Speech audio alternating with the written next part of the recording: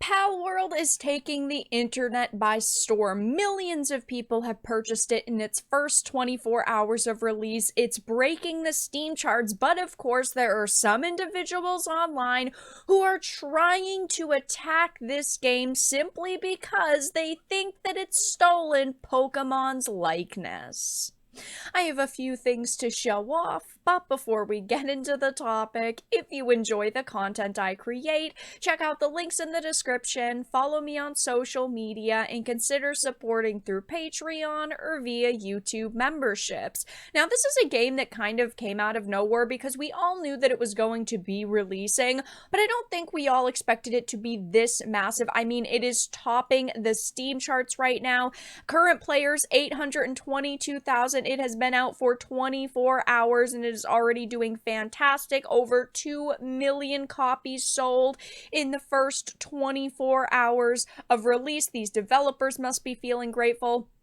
And a lot of people are thoroughly enjoying their time in this game. I will actually be live streaming this game the day the video is going up, Sunday at 7 p.m. Eastern, because I want to check it out myself. And I love survival crafting games, and I also happen to be a fan of Pokemon. And there is no denying, right, that it shares some similarities simply because there is a creature system in this game, a creature system where you use them to battle, but you also have to capture them. But of course, because of these similarities, there are Pokemon fans who are having meltdowns over this game. This is a .esports article I wanted to start with. It says, in the short time since release, PalWorld has surprised the gaming world with an incredibly successful launch, and despite its great start, however, the new survival game has drawn criticism from one particular fan base whose fans are calling the game a blatant copy.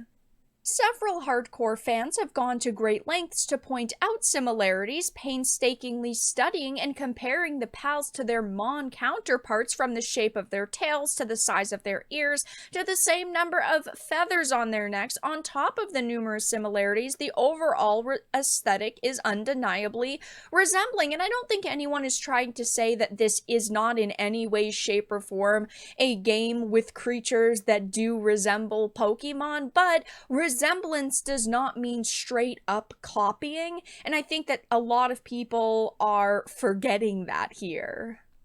Now, you might take a look at the key art for this game and go, wow, I get a very strong Pokemon feeling from this, but it is very different. Yes, of course, there is the capturing creature system and creature battling system, but your character can have guns and rocket launchers and bazookas. In this game, you also have a survival crafting element that has not been in any Pokemon game. You have to collect materials in order to build your base, to build towers. Also, you have to, craft certain foods and consumables. Like, those are things that have not been in Pokemon games. And we also have to point out the fact that this, while it is on console, it is a PC primarily game, and Pokemon on PC was the biggest untouched gold mine ever that PalWorld is currently grinding away at. They are trying to get that kind of untouched audience. And I do think that, yes, you can look at some of the art for this game and go, wow, it looks similar, but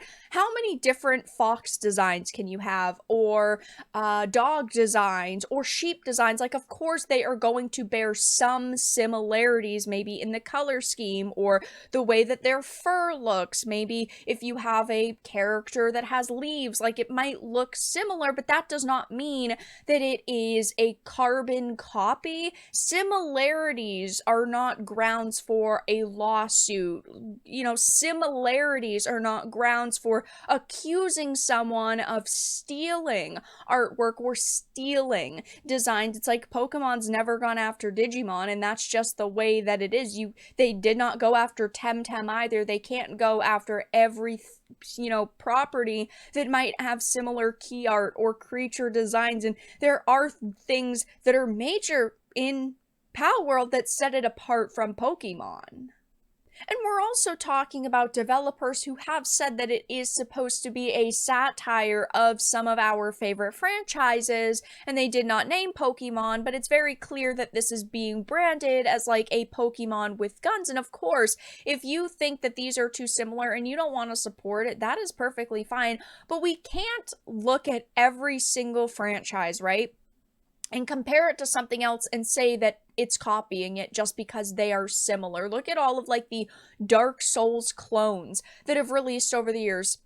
Yeah, Dark Souls was the first, and Dark Souls is amazing, don't get me wrong, but I also can enjoy the other games that are similar and are supposed to capture that audience. That doesn't mean that I'm going to, attack them or try to cancel them.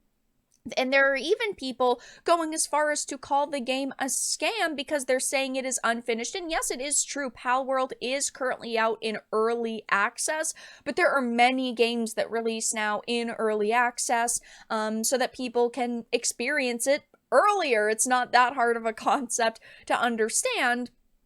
And it's not a $70 early access game either. It is a $30 game, and it's also got a launch sale for $25. Maybe this game will end up falling off really quickly. Maybe in just 2 or 3 weeks, people will not be talking about this game much anymore, and I'm sure that these people would be happy if that happened. But judging by the Steam charts right now, it is absolutely dominating. On the Steam charts, it is currently sitting at number 2, 822,000 concurrent players, and it almost is topping Counter-Strike 2, which is at 866, so that could happen.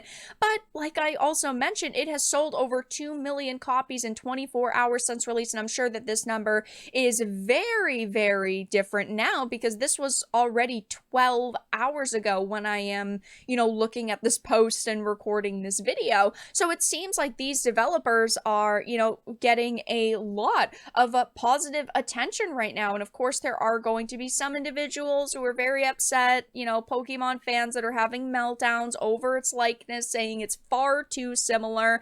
It looks like a great game. Many people are playing it. Millions of people have purchased it and are enjoying it. But I have to be honest, I think a big reason why PalWorld is dominating right now is because over the past few years, Pokemon game releases have been fairly disappointing. I, of course, love going back to, 1997, 1998, playing Red, Blue, Yellow, and then Gold and Silver. I love those games, but the past few with Scarlet and Violet and Sword and Shield, I definitely think people have not had the best experience with those games. We've definitely been quite let down. And like Legend of Arceus was fantastic, but it was a standalone experience. So I think people are just kind of looking for, something to scratch that Pokemon itch. Plus, this is a survival crafting game, which is awesome on top of that. Again, I will be giving this a chance myself and judging it for myself. I hope that it's great. It looks relatively fun, but of course, there are Pokemon fans who are having meltdowns over PalWorld's likeness, but this game is still dominating nonetheless. But that's all that I really had to discuss in this video. Let everyone know your thoughts in the comment section down below. If you enjoyed this, make sure to give it a like, share it, and subscribe to the channel. And of course, if you didn't, make sure to give it a dislike. I appreciate your support either way, but I will talk to you all again in the next video really soon.